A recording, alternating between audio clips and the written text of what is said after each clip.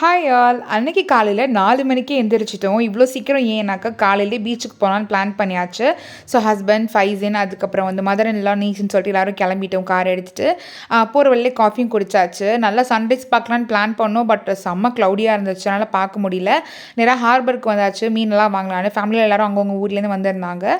So எல்லோரும் meet பண்ணிவிட்டு அதுக்கப்புறம் ஃபிஷ் எல்லாம் பார்த்தோன்னாக்கா எல்லாம் சின்ன சின்ன மீனாக இருந்துச்சு. எதுவுமே துண்டு மீன் அந்த மாதிரிலாம் எதுவும் கிடைக்கல, பெரிய மீன்லாம். ஸோ அதனால் எங்களுக்கு பெருசாக அவங்களுக்கு விருப்பம் இல்லை. ஸோ சின்ன சின்ன மீன் மட்டும் கொஞ்சம் வாங்கிக்கிட்டாங்க. அதுக்கப்புறம் நாங்கள் அங்கேருந்து கிளம்பி நேராக ஃபோர்ட்டுக்கு நேராக பீச் இருக்கும் இல்லையா, அங்கே வந்துட்டோம். ஸோ அங்கே கொஞ்சம் தண்ணியில் நிற்கலாம் அப்படின்னு சொல்லிட்டு ஃபைஸ்னு ரொம்ப எக்ஸைட்டாக கேட்டுகிட்டே இருந்தார். ஸோ அவரையும் கூட்டிகிட்டு வந்தாச்சு. நல்லா தண்ணி நல்லா சில்லுன்னு இருந்துச்சு, அந்த கிளைமேட்டும் நல்லா சில்லுன்னு இருந்ததுனால இன்னும் வெயில் இருந்தால் இன்னும் சூப்பராக இருந்திருக்கும்.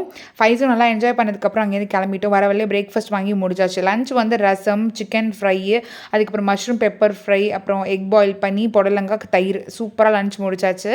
அன்றைக்கி வந்து எனக்கு ப்ரௌனி ஆர்டர் வந்தது. Nutella brownie and triple chocolate brownie 1 kg இருந்துச்சு. ஸோ அதையும் பேட்ச் ரெடி பண்ணி பேக் பண்ண வச்சுட்டேன். உங்களுக்கு இந்த மாதிரி ப்ரௌனிஸ் வேணும்னா ஸ்க்ரீனில் இந்த நம்பரை காண்டாக்ட் பண்ணி ஆர்டர் ப்ளேஸ் பண்ணிக்கோங்க.